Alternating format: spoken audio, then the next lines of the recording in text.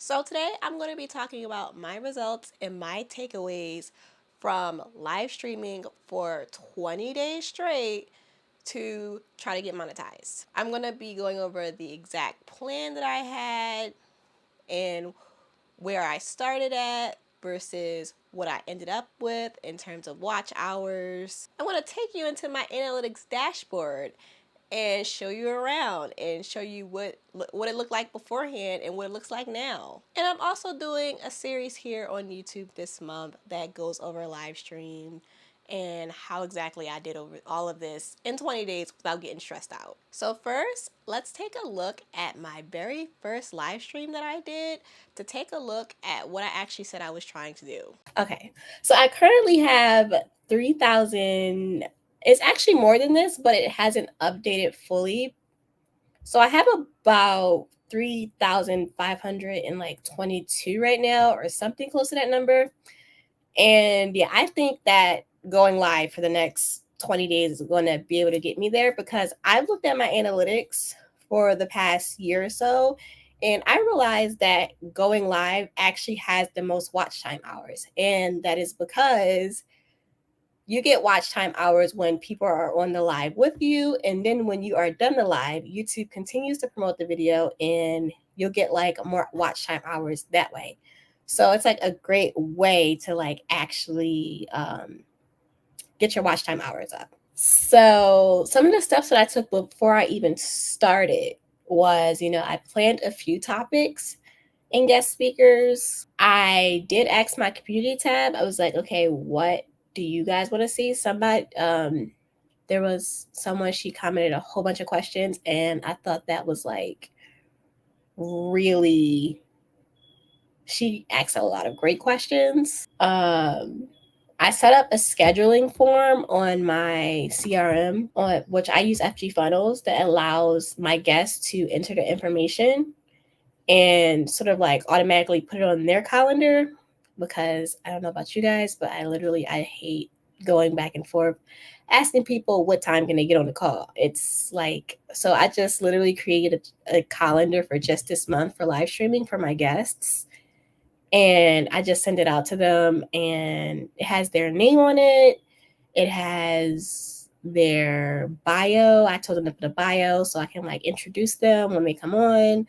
I told them to like add a headshot and just like a few. And I also even asked them, I was like, okay, would you like to also stream to your channel? Because with StreamYard, you're actually able to live stream to someone else's channel like at the same time as yours. Now I'm going to go into my analytics and I'm going to show you my top streams, how many subscribers I got from it, how viewers found the live stream, and of course, how many watch time hours I gained. All right, so we are inside the analytics now. This is my results that I've gotten just in general from the past 28 days.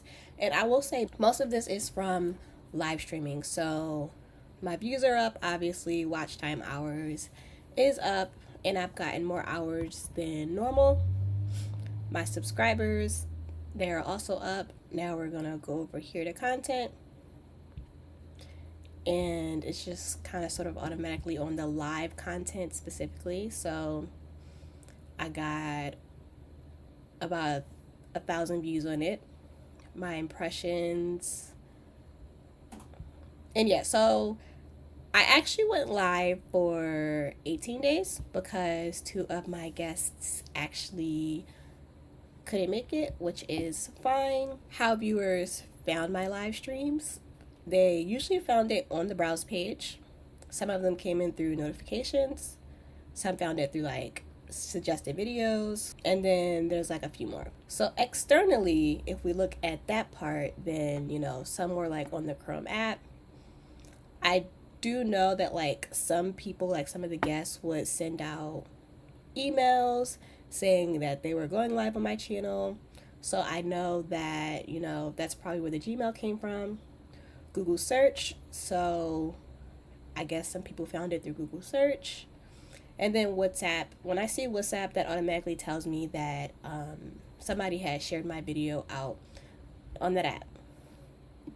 I think next thing is like YouTube search, suggested videos, And actually, most of these suggested videos right here is my videos, which is always a good thing. So now we're gonna go into my top live streams. So my top live stream one was this one right here, and I automatically knew that this one was gonna do like really well because it had a higher click-through rate than normal, and it was growing like really fast. So this one had about 400 views, which is way above like my typical,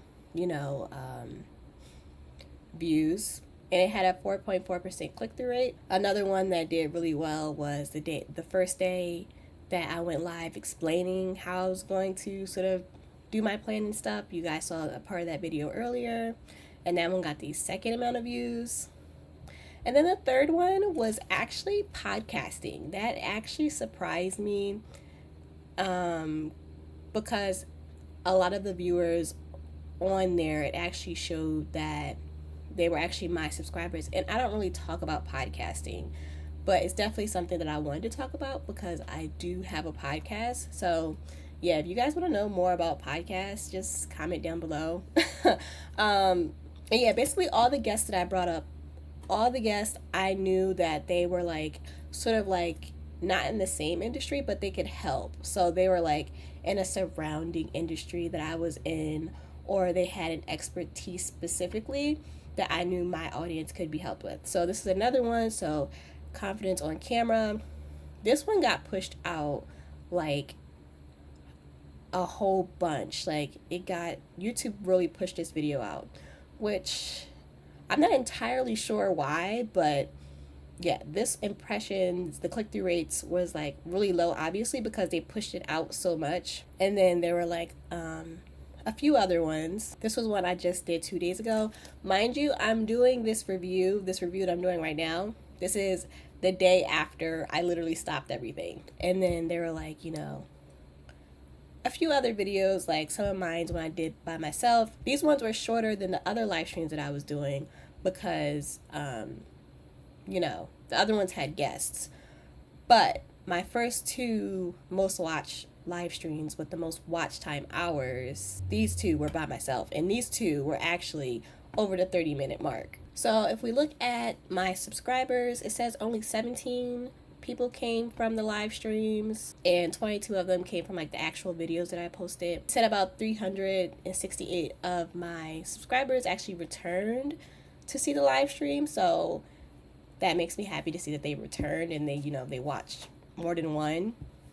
And then it also said that, I have about 1,000 new viewers. So the majority of the people who watched my live streams were new. And then I also wanted to take a look at this right here. So this one shows the viewers across formats. So it says that, in the past 28 days, returning viewers, 49% of them only watched the lives.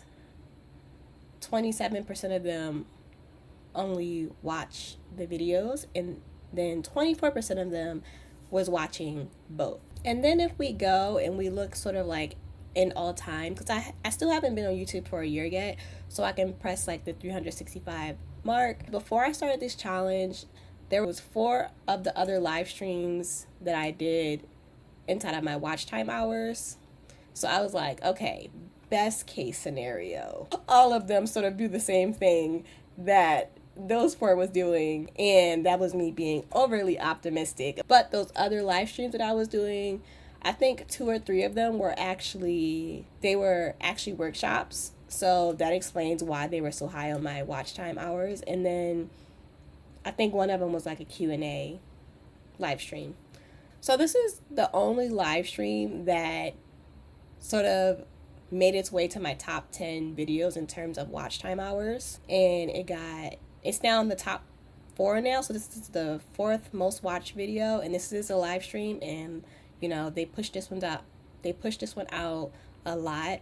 And then when I saw this, I originally saw that a lot of my subscribers were watching this video, and this is a how you're going to launch your YouTube channel in 4 weeks video. So that actually told me that I guess a lot of my subscribers don't have a YouTube channel yet, which I didn't know. I thought most of them did have. a YouTube channel. And then I guess once YouTube saw that a lot of my subscribers were clicking on this video, that's when they started pushing it out. And yeah, it has 24 watch time hours.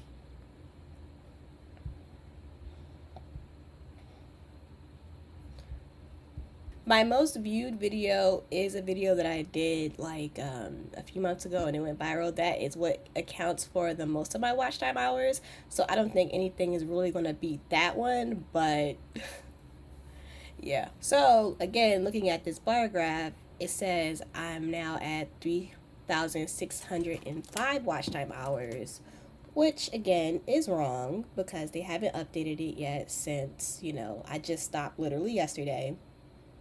So I'm going to look at my phone. My phone tells me the correct number. Okay, so it's actually 3,654. So I started at 3,505. So yeah, I gained about 151 watch time hours over the past 20 days or so that I've been going live on YouTube. The last thing that I want to talk about is my takeaways. So I had quite a few takeaways during this 20-day sprint. So the first one was sometimes will be better than others to actually go live. So my first couple of live streams, I was going live at like 12, 11 o'clock. But then all of my guests, they actually, because I had a scheduler form where I asked them, what time would they be available to do this? And then once they selected that time and that day closed, so nobody else was able to schedule on that day, so I wouldn't double book. And they all actually scheduled at 4, and I noticed that I would get a lot more engagement at 4. A lot more people would come on at 4. And yeah, so I started doing sort of like the rest of my live streams at that time. So the time does matter when you go live. And then there were like actually some other people, and me doing it at a later time in the day, they would actually come in, but they would come in probably like 10, 15 minutes late. And you guys know I'm sort of like a short talker. I don't really talk that long in a lot of my videos. So they would be like, dang, I missed it. And I was like, crap. I was like, am I talking for too short of a time or should I talk longer? But then I was like, I shouldn't try to force myself to talk longer if I don't want to, because then it's definitely going to be awkward. The second thing that I sort of took away from this live was like inviting the actual guests. So my plan for my guests was I wanted to invite specific people on that could help my audience in some way. So people that didn't exactly talk about the same thing that I talked about, but people who talked about something similar. So like podcasting, mindset, mental health, because I know that this is stuff that probably everybody could use one, and also my audience is interested in. So I was really excited to have on these guests. Another thing was I was really excited to do the lives every single day. I mean, usually I am like a 7 or an 8 a.m. girly, but I was actually getting up at 6 o'clock some days because I was literally writing the scripts on the day of the live streams. So, that was definitely something that I found interesting. Another takeaway that I had was, actually like the testing of the topics. So if I did a live stream and, it did really well, or if I looked at my analytics and I saw that a lot of my subscribers actually did watch it, I knew that I should probably maybe create more of that content because that's sort of where they're at. Because, I can talk probably on a range of different topics, for more like beginner content creators all the way up to more advanced. But what I saw with like some of my live streams was like, there was specifically this one live stream. It was like, okay, how am I going to launch my channel within the next 4 weeks? I found out that 50% of the people that was watching that video when I was looking at it at the time were my subscribers. So that showed me that a lot of people actually haven't launched their channels yet, which I found very interesting again. So it also helps me to like, come up with like more content ideas. Another one of my takeaways was sort of like on my nervous system because I was very nervous when I first started. And I'm actually going to go back to my first live stream because I actually talked about some of my fears going into live streaming every day because, yeah, the mindset when I first started. I was like, oh my gosh. So I'm going to show you that video. Everyone has fears doing video content. I don't want to say I'm not really nervous anymore when I'm like filming YouTube videos, but doing lives has always sort of like freaked me out.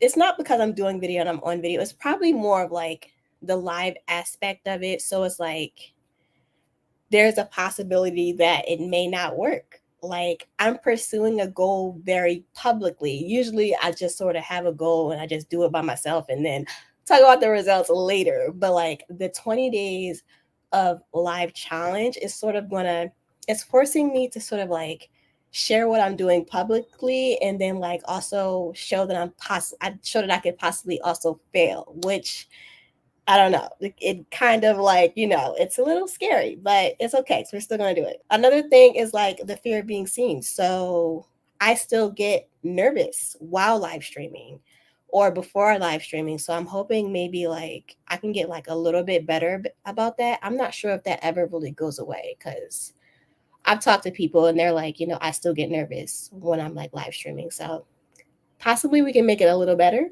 I don't know. I'm also really scared of like missing a day. Like I am like very committed to this and I don't like to not follow through on like my commitments. So that really bothers me. I'm like, okay, what if I miss a day? Then the last thing is like the fact that these videos are not edited, like that completely creeps me out. And then I'll be showing up every day. Like, what if somebody like walks into my room or something? I mean, it's not the worst thing that could happen.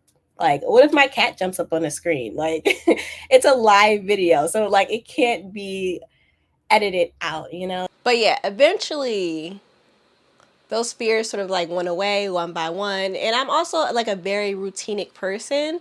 So eventually anxiety wasn't even there. And it was just like, okay, this is just something I have to check off my to-do list for today. And then the last takeaway, again, was about my guests, having them on.